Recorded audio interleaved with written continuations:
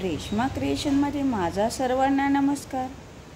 स्त्री, आजकाल स्त्रीच्या हातात सगळा कायदा आलेला आहे आणि त्याच्यामुळे घटस्फोट जादा वाढलेले आहे. कारण सर्व कायदा हा स्त्रियांच्या बाबतीत आहे, पुरुषांच्या नाही. त्याच्यामुळे स्त्रिया थोडं काही सासू बोलली तर वेगवेगळ्या ह्याच्यातल्या स्त्रियांचे गट झालेले असतात, त्याच्यात जाऊन तक्रार करतात की असं झालं तसं झालं. आणि नवरा काही बोलला, रागवला तर पोलीस स्टेशनला जाऊन तक्रार करतात. ह्याच्याने काय होतं, बाहेरचे लोक करणार तरी काय? जे करायचं आहे ते आपल्यालाच आणायचं आहे, आपल्यालाच करायचं आहे. त्याच्यामुळे आपलंच घर विस्कळीत होतं आणि डिवोर्स, घटस्फोट अशा प्रकारे म्हणजे होण्याचा अर्थ कळला नाही तर सांगते, घटस्फोट असे जास्त होते. मग या स्त्रियांना कोणी काही बोलायचंच नाही का? ह्यांच्याच मनाप्रमाणे सर्व गोष्टी करायच्या का? की ज्या सासूनी म्हणजे सासू काही बोलली तरी त्यांना त्रास होतो, पण तिने पण त्यांचा नवरा मोठा करण्यासाठी म्हणजे तिचा मुलगा पुष्कळ कष्ट घेतलेले आहेत. तो काही आकाशातून पडलेला नाही, किंवा त्यांना वाटतं की काय तो आकाशातून पडलेला आहे. त्याच्यासाठी पण त्यांनी कष्ट घेतलेले आहेत. तिच्या आईवडिलांनी पण तिला मोठं करण्यासाठी कष्ट घेतलेले आहेत, आपण असंही म्हणत नाही. पण एवढा मोठा करून तुमच्या सगळ्या हौसी मौजी तो करतो. तुम्हाला फंक्शनला साडी वेगळी, या सणाला साडी वेगळी, त्या सणाला साडी वेगळी. तसं आमच्या वेळेस नव्हतं, पण आम्ही तुमचा हेवा करीत नाही किंवा तुमच्यावर लादत नाही की तुम्ही घेऊ नका म्हणून. कारण आम्हाला एक किंवा 2 साड्यावर वर्ष काढावं लागायचं. तसं आता राहिलेलं नाही. आता भरपूर साड्या घेतल्या जातात. कुठं औरंगाबादला गेलं की घे एक टॉप, पुण्यात तुळशीबागेत गेलं की घे एक टॉप. हा टॉप कधी टॉपच होत नाही. अशा प्रकारे स्त्रियांना सर्व गोष्टी उंबलेत आणि त्यांच्या बाजूने कायदा आहे, त्याच्यामुळे ते मनमानीने वागू लागलेले आहेत. तसं पहिल्यासारखं नव्हतं, पहिलं असं नव्हतंच. आणि आईसुद्धा म्हणते, अहो मी तिला मुलासारखं वाढवले.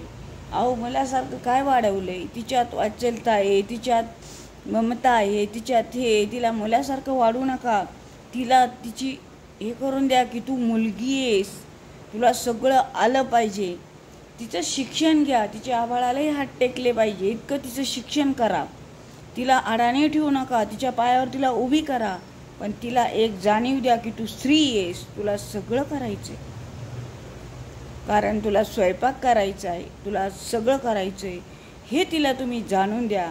नाहीतर नुसतंच मुलासारखं वाढवलं तर पुढं त्याचा काही उपयोग होणार नाही आणि तिला आपण मुलगी ह्याची जाणीव होणार नाही. ती आईने करून द्यावी लागते मुलीला जाणीव की तू मुलगा नाहीस, मुलगी आहेस. अशा प्रकारे तिच्यावर संस्कार करा, तिचंच भरपूर शिक्षण करा, तिला तिच्या पायावर उभी करा की ती उद्या कोणाच्या जीवावर जगली नाही पाहिजे. आणि आजकाल आमचं असे झालेलं आहे की आम्हाला कोणी पैसे दिले तर ठीक आहे, नाहीतर आमचे शिक्षण अपुरे राहिल्यापेक्षा आम्ही 30-40 वर्ष संसार करून आमच्याजवळ काहीच नाही राहिलं. अशा प्रकारे आम्ही आता मुलींना असं काही जमत नाही. ते स्वतः नोकरी करतात, त्यांना भरपूर पैसाही मिळतो आणि त्या पैशाचा वापर स्वतःच करतात. त्या काही घरात देत नाही किंवा घरातले सासू सासरे किंवा नवरा हे घरात पैसे दे म्हणून कोणी तिला मागत पण नाही. ती कमावती आणि तिच्यासाठीच ठेवती की आज हा टॉप घे, उद्या ही टॉप घे, उद्या हा दागिना घे, उद्या ते मंगळसूत्र घे. अशा प्रकारे ती तिच्यासाठीच पैसे वापरते, त्याचा काही उपयोग करीत नाही. पण आईने पण मुलींवर संस्कार करा की तू मुलगी आहेस आणि तुला सगळ्यांमध्ये वावरायचं आहे. सासूमध्ये, सासऱ्यामध्ये, नंदेमध्ये याच्यात काही बदल होणार नाही. ती किती जरी शिकली, नाभाळाला टिकली, पण शिक्षण तिला गरजेचं आहे. आजकाल मुलींना शिक्षण गरजेचं आहे. ती तिच्या पुरती का कमविना, पण तिला कोणापुढे हात पसरायची वेळ येणार नाही. त्याच्यासाठी मुलीला भरपूर शिक्षण द्या, तिचे हात आभाळाला टेकू द्या आणि तिला एक जाणीव करून द्या की तुला स्वयंपाकसुद्धा शिकला पाहिजे. कारण नवऱ्याची सुरुवात म्हणजे नवऱ्याला ती पोटापासूनच होते. त्याला खाणं पिणं व्यवस्थित दिलं तरच तो घरात व्यवस्थित टिकतो. नाहीतर अन्नाला चव नसेल तर तो घरात जेवणार नाही. आणि बाहेरची गरजून जाऊन एक वेगळीच ही मुलीला भोगावी लागेल. त्याच्यामुळे तिने स्वयंपाकसुद्धा शिकून घे, शिक्षणसुद्धा घ्या आणि सगळ्यात तरबेज असे राहा, तरच तुमचं सगळं हे होणार आहे. आणि सासूने काही बोललं तर कुठं काय बिघडलं? तिने पण कष्ट घेतलेत मुलगा सांभाळण्यासाठी तिचा, आणि ती बोलल्याने काय, थोडंसं तेल कमी वापर किंवा थोडंसं तेल तूप कमी वापर किंवा तिखट कमी वापर असं म्हटलं तरी मुलींना राग येतो. पण ह्याचं काय कारण राग येण्याचं? आता सासू म्हटल्यावर थोडंफार काही सांगणारच ना, ते सुद्धा सहन करण्याची ताकद मुलींनी ठेवली पाहिजे ना. ती आता पहिल्यासारखी सासरू असंही नाही राहिले मुलींना. त्यांच्या मनाप्रमाणे त्या वागतात, त्यांच्या मनाप्रमाणे त्या करतात आणि उलट्या सासूवरच गुरकतात. अशा प्रकारचे संस्कार आजकालच्या मुलींवर आहे. त्याच्यामुळं आईने पण मुलीला नीटनेटकं शिकूनच सासरी पाठवावे. काही वेळेस मुलगी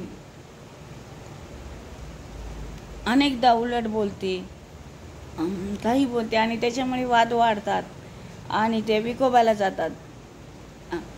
अशा प्रकारे मुलींवर पण तुम्ही संस्कार करा की तू मुलगी आहेस आणि तू शिकली तरी पण तू घर सांभाळण्यालायक राहिली पाहिजे. माझा हा व्हिडिओ आवडल्यास लाईक करा, सबस्क्राईब करा.